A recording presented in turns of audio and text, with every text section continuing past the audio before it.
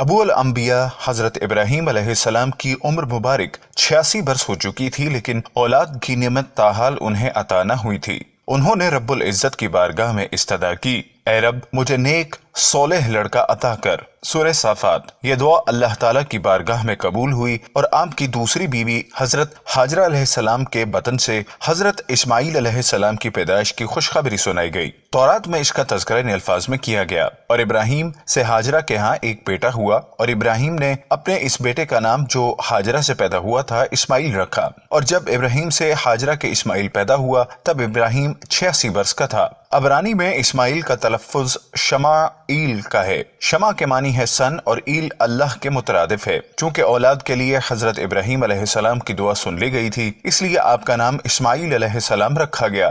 حضرت سارہ علیہ السلام حضرت ابراہیم علیہ السلام کی پہلی بیوی تھیں، اس لیے حضرت ہاجرہ کے بطن سے حضرت اسماعیل علیہ السلام کی پیدائش ان پر بہت شاق گزری، اور انہوں نے حضرت ابراہیم علیہ السلام سے بہت اصرار کیا کہ حضرت ہاجرہ اور ان کے بیٹے کو یہاں سے دور کر دو تاکہ یہ لوگ میری نگاہ کے سامنے نہ رہیں۔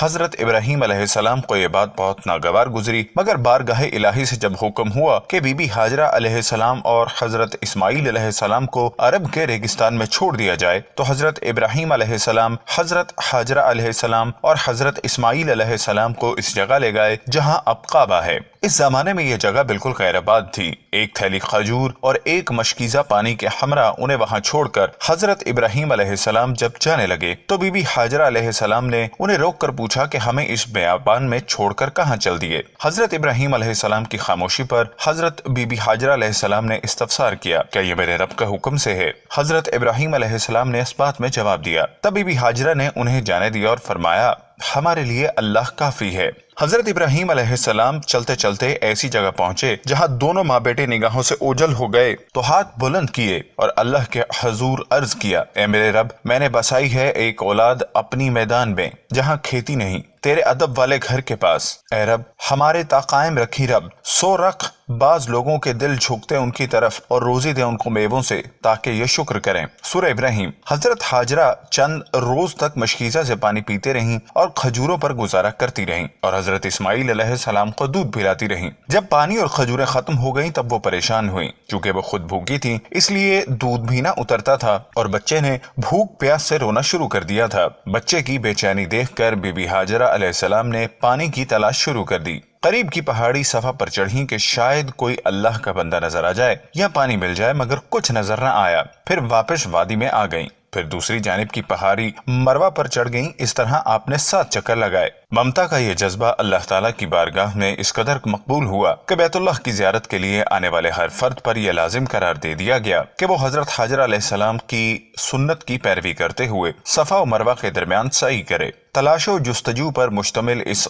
عمل کی قبولیت کا ایک اشارہ یہ بھی تھا کہ 7ویں چکر پر بی بی ہاجرہ بچے کے پاس جب واپس آئیں تو دیکھا جس جگہ حضرت اسماعیل علیہ السلام روتے ہوئے ایڑیاں رگڑ رہے تھے وہاں سے ایک چشمہ جاری ہو گیا ہے۔ یہ چشمہ آج بھی موجود ہے، لوگ اس چشمے کو آب زمزم کے نام سے جانتے ہیں، اور ہزاروں سال گزرنے کے باوجود چشمے کا پانی اسی طرح جاری ہے۔ اللہ تعالیٰ نے اس میں مخلوق کے لیے شفا رکھی ہے۔ حضرت ہاجرہ نے رب العزت کا شکر ادا کرتے ہوئے بچے کو پانی پلایا اور اپنی پیاس بجھائی۔ اس وقت اللہ کا ایک فرتادہ فرشتہ حاضر ہوا اور اس نے کہا کہ خوف اور غم نہ کر، اللہ تجھے اور بچے کو ضائع نہ کرے گا۔ یہ مقام بیت اللہ ہے جس کی تعمیر اس بچے اور اس کے باپ نے کرنی ہے۔ کچھ عرصے بعد بنی جرہم نامی ایک قبیلہ پانی کی فراوانی دیکھ کر حضرت ہاجرہ علیہ السلام کی اجازت سے یہاں آباد ہو گیا۔ بچپن کا ابتدائی دور حضرت اسماعیل علیہ السلام نے اسی قبیلے کے افراد کی صحبت میں گزارا۔ بہت سے احکامات ایسے ہیں جن کا تعلق حضرت اسماعیل علیہ السلام کی ذات سے براہ راست وابستہ ہے، یا ان پر عمل درآمد کا حکم حضرت اسماعیل علیہ السلام کے دور میں نازل ہوا، اور ان اعمال کی ابتدا آج بھی جاری ہے۔ انہی احکامات میں سے ایک حکم ختنہ کا ہے۔ کتاب مقدس کے باب پیدائش میں اس بات کا تذکرہ موجود ہے کہ حضرت ابراہیم علیہ السلام کی عمر جب 99 سال ہوئی اور حضرت اسماعیل علیہ السلام جب 13 سال کے تھے تو ختنہ کا حکم نازل ہوا۔ اس حکم پر عمل درآمد آج بھی ملت ابراہیمی کا شعار ہے۔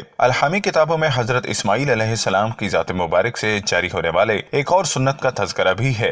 हजरत इस्माईल अलैहिस्सलाम के बचपन से ताल्लुक रखने वाले इस वाक़े में बताया गया कि हजरत इस्माईल अलैहिस्सलाम के वालिद बुजुर्गवार हजरत इब्राहीम अलैहिस्सलाम ने मुसलसल 3 रातों तक एक ही ख्वाब देखा कि वो अपने लख्ते जिगर को अल्लाह की राह में कुर्बान कर रहे हैं। उन्होंने आलम रोया में मिलने वाले इस हुक्म इलाही की तामील का इरादा फरमाया और बेटे से पूछा, मैंने ख्वाब में देखा है कि तुझे ज़िबह कर रहा हूँ, बता तेरी क्या राय है। फरमा बरदार बेटे ने अर्ज किया, आप अल्लाह के बरगुज़ीदा बंदे और पैगंबर हैं, आप अल्लाह के हुक्म की तामील बजा लाएं, इंशाअल्लाह आप मुझे साबिर और शाकिर बंदों में पाएंगे। सूरह साफात। मशीयत इलाही के तहत अल्लाह के ये दोनों बरगुज़ीदा बंदे घर से निकल खड़े हुए। रिवायत है कि इब्लीस ने उनके इरादे को मुतज़लज़ल करने के लिए यह तरीका इख्तियार किया कि पहले वो हजरत हाजरा के पास आया और उन्हें हजरत इब्राहीम अलैहिस्सलाम के इरादे से आगाह किया और बताया कि वो हजरत इस्माईल अलैहिस्सलाम को ज़िबह करने के लिए ले जा रहे हैं। बीबी हाजरा अलैहिस्सलाम ने फरमाया कि इस्माईल अलैहिस्सलाम हमारी अक़लौती औलाद है और बहुत दुआओं के बाद ये नेमत अल्लाह ने हमें अदा की है।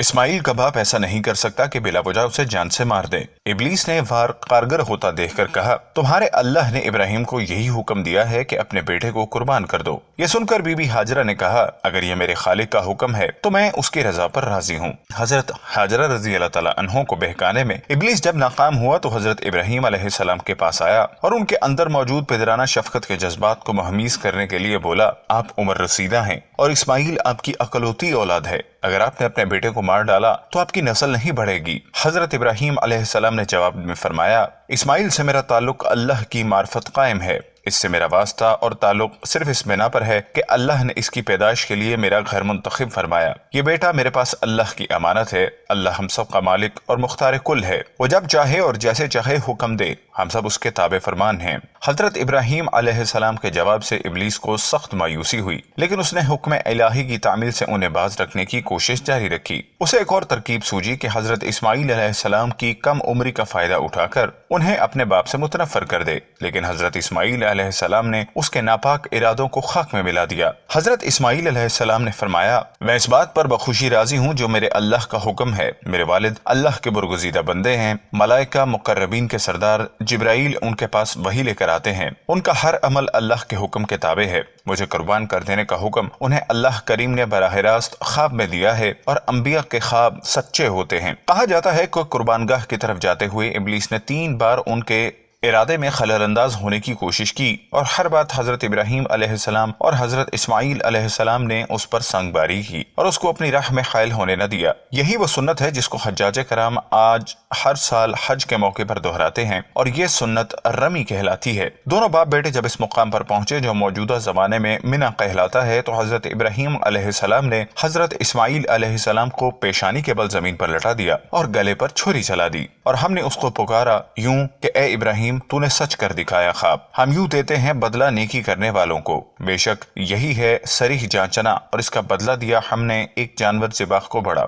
सूरह साफात। हजरत इब्राहीम की ताबेदारी और हजरत इस्माईल की फरमाबरदारी बारगाह इज़्दी में मकबूल हुई और अल्लाह ताला ने हजरत इस्माईल अलैहिस्सलाम को ज़िबा होने से बचा लिया। उनकी जगह जिस जानवर की कुर्बानी दी गई उससे मुतल्लिक रिवायत यह है कि वह जन्नत से लाया गया एक मेंढा था। यही वो अजीम कुर्बानी है जिसको ता क़यामत उम्मत मुस्लिमा के लिए अमली नमूना बना दिया गया।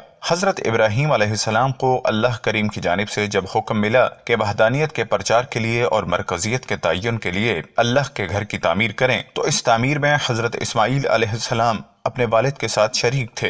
काबे की तामीर के वक्त बाप बेटे ने अल्लाह करीम की बारगाह में खूब दुआएं की। इनमें वो दुआ भी शामिल है जिससे मुतल्लिक सैयदना अलैहिस्सलातु वस्सलाम का फरमान है कि मैं अपने बाप हजरत इब्राहीम अलैहिस्सलाम की दुआ हूँ, ए रब हमारे, और उठा उनमें एक रसूल उन्हीं में से, पढ़े उन पर तेरी आयतें और सिखा दे उनको किताब और हिकमत की बातें और उनको संवारे, और तू ही है असल जबरदस्त हिकमत वाला। सूरह अल बकरा। कुरान पाक ने बैतुल्लाह की तामीर के वक्त हजरत इब्राहीम और हजरत इस्माईल की मनाजात, अकामतुस्सलात और मनासिक हज अदा करने के लिए शौक और तमन्ना का इजहार का और बैतुल्लाह को तौहीद का मरकज करार देने की जगह का जिक्र किया है। खाना काबे की तामीर को इम्तियाज हासिल है कि 2 पैगम्बरों ने मिलकर इसकी तामीर की।